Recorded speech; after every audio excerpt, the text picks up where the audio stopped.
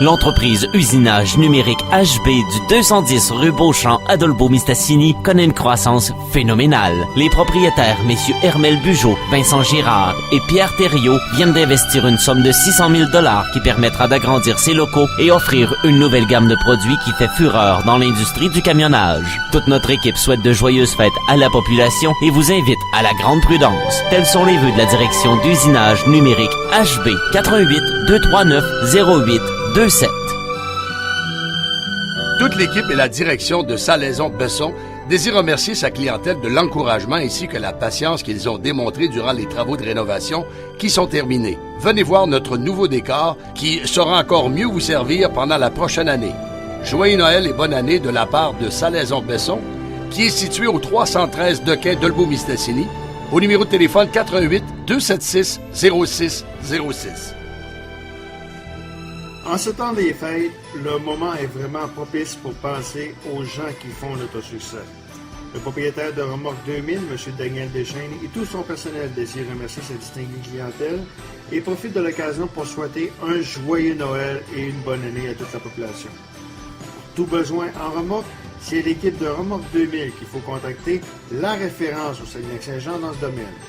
Remorque 2000 au 643 rue Dequin à Dolbeau-Mistassini, au numéro de téléphone 88 276 93 83. Les employés et la direction de la coopérative de location de machinerie lourde de Saint-Félicien souhaitent un joyeux Noël et une bonne année à toute la population. Notre équipe vous souhaite avant tout la santé et que tous vos projets se réalisent. La coopérative de location de machinerie lourde de Saint-Félicien est une entreprise importante dans le secteur avec plus de 10 emplois dans le milieu et œuvre dans le secteur forestier avec son important partenariat avec Résolu. La coopérative de machinerie lourde, 905 boulevard Hamel, Saint-Félicien, 88 679 41 94. Le son des cloches nous fait penser à la belle période du temps des fêtes. Les Bleuets Fortins du 555 Dequin secteur Mistassini vous souhaitent une très belle période des fêtes. Les Bleuets Fortins font partie du paysage depuis plusieurs générations. C'est une entreprise qui est la couleur des nôtres, c'est-à-dire le bleuet. La direction et le personnel de Bleuets Fortins vous souhaitent un joyeux Noël et que la prochaine année soit prospère. Bleuets Fortins au numéro de téléphone 276 86 11. Une année qui vient de se terminer encore une fois dans le monde du sport. C'était une année olympique. C'était une année où quand même il y a eu plusieurs belles affaires. Tiger Woods qui est revenu également, qui a remporté un tournoi de la PGA. Ça faisait longtemps qu'il l'avait pas remporté. Quoi qu'il en soit, comme c'est une entrevue que j'aime toujours faire ça à la fin de l'année pour un peu faire une bonne rétrospective de l'année. On parle avec les gens d'Influence Communication et son président Jean-François Dumas. Bon après-midi, M. Dumas. Bonjour, Danny. Monsieur Dumas, effectivement, l'année 2018 doit être semblable à 2017. Par contre, peut-être un petit peu moins, parce que le Canadien n'a pas fait les séries, mais encore une fois, le Canadien doit être encore à 70%, j'imagine. C'est sûr que le sport, ça a été le thème numéro 1 cette année.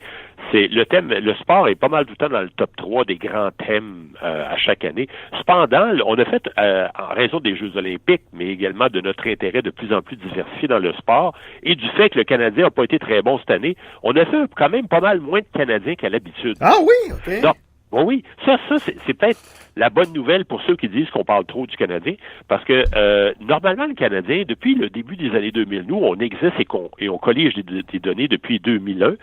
Depuis ce temps-là, le Canadien, à chaque année, entre 60 et 70% des nouvelles du sport au Québec, ça porte sur le Canadien de Montréal. Donc, on dit souvent que les sports, il n'y a pas de S à sport, c'est un sport au Québec, c'est le Canadien. Mais cette année, c'est pas pareil. Cette année, 44%, donc c'est la plus faible part de marché pour le Canadien depuis 2001. C'est une méchante bonne diminution. Moi, je suis content parce que c'est pas que j'ai le Canadien, là, monsieur Dumas. Faut se comprendre, là. Moi, ce que j'aime pas, c'est que quand il n'y a pas de nouvelles sur le Canadien, on invente puis on analyse ce qu'on a inventé. Ça arrive souvent sur les médias à Montréal, ça, là. Mais je vous dirais que même, moi, je suis originaire de Québec, puis quand à Québec, on faisait à peu près la même affaire avec les Nordiques, hein. Fait que, tu sais, dans le fond, le hockey, c'est tellement fort, tellement important, et les gens qui disent que les Ontariens sont pareils, il y a des nuances importantes. Ah oui, oui. En Ontario, 40% des nouvelles du sport, ça porte sur le hockey de la Ligue nationale. Au Québec, 44% des nouvelles du sport, c'est le Canadien de Montréal. une nuance importante. Vous avez juste regardé les finales de la Coupe Stanley, grande diminution quand c'est TVA Sport, hein? À part cette année que c'était Las Vegas, ouais, mais tandis que du côté de Sportsnet, ça se maintient là, durant l'année. Là. C'est ça. Quand le hockey, quand le Canadien est sorti des séries au Québec, on perd 66% de notre intérêt pour le hockey de la Ligue nationale. Quand, dans le reste du Canada, leur équipe locale est sortie, ils ne perdent que 33% de leur intérêt. Autrement dit, eux autres, ils aiment ça le hockey. Nous autres, on aime le Canadien. Et cette année, donc, c'est sain pour ceux qui disent qu'on en fait trop, parce qu'on a diversifié davantage notre contenu sportif. C'est-à-dire qu'on a parlé plus d'impact, on a parlé plus de sport universitaire, plus de hockey junior, plus de football, plus de boxe, plus de n'importe quoi d'autre que le Canadien. De sorte que c'est bon pour le sport en général, c'est bon pour les médias, ça démontre que on a un écosystème médiatique qui est sain en santé parce qu'on parle pas tout le temps de la même affaire. Monsieur Dumont, j'aurais une question pour vous. Je vais mettre une peser sur pause pour avoir une question. Vous, là, qui analysez tous les médias, là, quand les gens disent, je voudrais avoir votre opinion là-dessus, là, quand les gens disent, les amateurs de ligne ouverte à Montréal, puis les amateurs d'émissions sportives à Montréal, que ce soit radio, télévision, disent, si on parle pas du Canadien, on n'a pas de code d'écoute. Est-ce que vous croyez ça? C'est souvent vrai. Pour avoir jasé souvent avec des gens et interviewé des gens dans les médias, pour avoir des chums qui sont dans les médias, je sais pas au niveau des codes d'écoute, mais juste la façon dont les gens réagissent, tu sais, ils vont parler des Jeux olympiques et des athlètes amateurs. Il va y avoir une couple de personnes qui appellent. Après ça, ils vont parler de la fesse gauche à Carey Price. Les circuits vont tous être pleins. Donc, tu sais, c'est poche, mais c'est comme ça. Et ça, est-ce que c'est de la faute aux gens? Est-ce que c'est de la faute aux médias qui ont toujours offert la même chose au monde? Je pense que c'est une responsabilité partagée. Mais je pense que la solution, là, elle vient de nous autres. Nous autres, les citoyens, là, les auditeurs, les lecteurs, les téléspectateurs. C'est à nous de diversifier notre consommation. Si vous consommez toujours le même média, à la même place, le même type de nouvelles, ben, les médias ne changeront pas. Les médias ne changeront jamais si nous autres, comme individus, on ne change pas nos habitudes de consommation. Si on va lire un peu plus d'autres choses sur Internet, on va consommer d'autres types de sports, on s'intéresse au basket, on essaie de voir le football universitaire, de quoi ça a l'air. On peut découvrir des nouvelles passions. Ça va être le fun, ça va permettre de s'intéresser au sport même à l'année longue et de voir qu'il y a d'autres affaires intéressantes que les performances de Carey Price. Ben moi, je suis le premier à dire ça parce que moi, je suis un gars qui s'intéresse à tous les sports. Je suis pas juste un gars du Canadien, là. Puis cette année, combien de fois j'ai planté les médias québécois pour dire que la NBA, on n'en parlait pas au Québec, malheureusement. Il n'y avait même pas de match en français de la NBA, c'était honteux. Cette année, il y a une bonne amélioration de la couverture de la NBA. Puis je pense qu'elle passe parce que les jeunes s'intéressent à ça. Ça doit avoir un lien avec ça, là. Oui, puis le football, la montée du football universitaire. Oui, mais même NFL. Ouais. La NFL au Québec, c'est drôle parce que la NFL nous intéresse bien plus au Québec que la Ligue canadienne de football. Ouais. Et à travers le Canada, lorsque la Coupe Grey, c'est la Coupe Grey qui domine très largement. Au Québec, là, c'est un ratio d'à peu près 6-1. On s'intéresse 6 fois plus au Super Bowl qu'à la Coupe Grey. La Coupe Grey, là, si c'est pas à Montréal, au Stade olympique, ça nous intéresse pas. Effectivement. Donc, c'était très, très intéressant. Pour rappeler, le Canadien passe de combien à combien, à peu près? Bon, le Canadien, là, on est à 44% des nouvelles du sport. C'est sûr que... Puis, comparativement aux autres années, comment c'était à peu près? Ben, j'ai pas le chiffre devant moi, là, mais habituellement, depuis le début des années 2000, ça tourne entre 60 et 70% du sport. Et c'est tout le temps le thème numéro 1. Le sport est à peu près tout le temps le thème numéro 1 au Québec. Dans les nouvelles de l'année, évidemment, la nouvelle numéro 1 dont on a le plus parlé cette année, c'est la conclusion des Jeux olympiques au mois de février. Ouais, ça, c'est une période de 7 jours, c'est normal. Cependant, il n'y a pas un athlète amateur qui fait le top 50 des gens les plus médiatisés, mais il y a 2 personnes du Canadien. Claude Julien et Carey Price font le top 10 des gens les plus médiatisés au Québec depuis le début de l'année. Ça, c'est normal. Les Jeux olympiques, ça dure 2 semaines, c'est une fois aux 2 ans. Le Canadien, là, on en parle même quand il fait 40 degrés en plein mois de juillet. Les Alouettes sont-ils devant l'Impact? Ben non, l'Impact est largement devant les Alouettes. OK, c'est beau. Je vous dirais que probablement qu'on a un ratio d'à peu près, c'est du 20-25 pour 1 en faveur de l'Impact. Mais par les contre, Alouettes. c'est ça, vous jumelez les médias sociaux avec ça, là. Parce que Non, c'est OK. juste les médias traditionnels. Ah, OK. Là-dedans, là, on parle pas de Twitter, Oh, Facebook, pas du tout. C'est tout ce qui touche le web, la radio, la télé, les journaux, les hebdos, les magazines, les enfants. OK. Parce que j'avais déjà vu que le mot impact était très, très googlé. J'avais déjà vu ça, puis je vous pose des questions. C'est 25 points, donc l'impact est deuxième, c'est ça? Oui, l'impact est deuxième, mais entendons-nous, l'impact, c'est autour de 11% du sport. Le Canadien est à 44%. OK. Donc, il y a le Canadien, puis il y a les autres. OK. Par la suite. Ben, à part de ça, évidemment, dans le sport, on a de la F1, on a du baseball, on a du football. Ça, c'est ce qui nous intéresse beaucoup.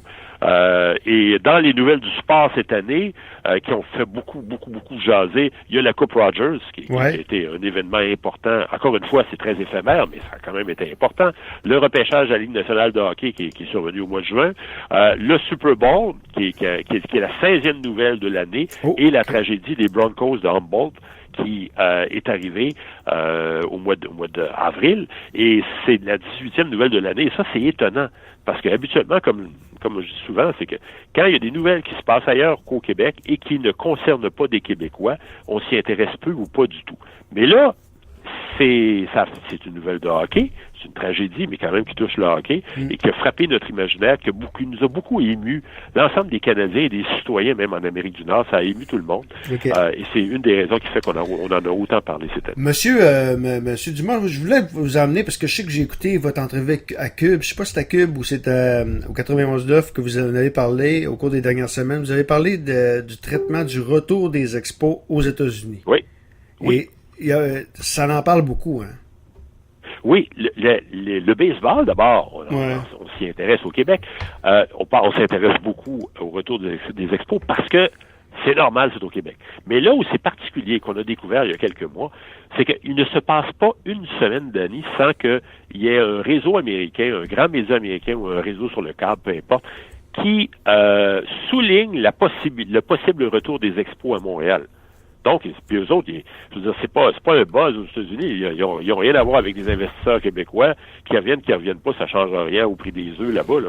Mais il se passe pas une semaine sans qu'on mentionne pas un éventuel possible retour des expos à Montréal. Donc, il y a un intérêt.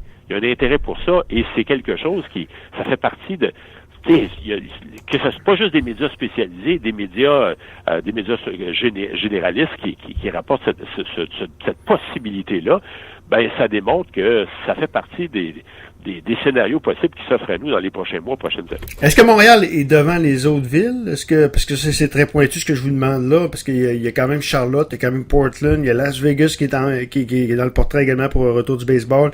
Nashville, on parle juste de Montréal de ce côté-là. J'ai pas fait de très comparaison à savoir les autres villes, mais ce qui m'a frappé, c'est l'intérêt pour les Expos de Montréal. Puis j'irais plus loin que ça encore. Les Expos de Montréal, ça fait partie de l'histoire de la MLB, de la Ligue nationale du baseball majeur. Et il arrive très régulièrement que on diffuse des reportages sur l'histoire des Expos, la contribution des différents joueurs des Expos à l'histoire de la Ligue, que ce soit des entraîneurs, de sorte que c'est intéressant de voir ça, on oublie un paquet de nouvelles qui émergent et on parle de l'histoire des expos. Je trouve ça le fun de voir ça, et surtout que ça tombe pas dans l'oubli. Ben non, ça tombe pas dans l'oubli, puis c'est là qu'on voit que le commissaire n'arrête pas de parler de Montréal. Fait qu'on a les retombées, hein? On a les retombées. Oui, absolument. Ben, Monsieur Dumas, merci beaucoup. Toujours intéressant. Ça fait pas mal le tour pour 2018. Tiger Woods, est-ce qu'on parle de Tiger Woods? Parce que pour moi, c'est la nouvelle de l'année dans le monde du sport. La victoire de Tiger Woods. Est-ce que Tiger fait partie de vos nouvelles? Parce que c'est une victoire quand même importante, Tiger. Oui. Encore une fois, Tiger Woods, quand même, c'est toujours une personnalité importante à l'échelle internationale. Peut-être moins au Québec. La raison est simple, c'est que on en parle moins longtemps et moins souvent. Et ça, oui, sur une très courte période, ça a été important en termes de nouvelles du sport, mais globalement, mêlé à l'ensemble des nouvelles au Québec, on peut pas considérer que sa victoire a fait partie des grandes nouvelles de l'année au Québec, malheureusement. Et rappelons que au Québec, c'est quand même juste du golf. Et le golf, chez nous, dans nos priorités médiatiques, ça arrive quand même pas mal loin derrière le Canadien, derrière bien d'autres Mais sports. Tiger est plus gros que le sport. Ouais, il est plus gros que son sport. Que son sport. Tiger, il faut pas le voir comme un golfeur, il faut le voir comme un sportif unique, avec une histoire unique, et bien des éléments de controverse et des grands succès propres à lui, de sorte que c'est pas le golf, c'est Tiger Woods. Effectivement. Monsieur Dumas, merci beaucoup. Bonne année 2019, pour plaisir de se reparler. À vous aussi, Denis. Au revoir. Merci. D'Influence Communication, Jean-François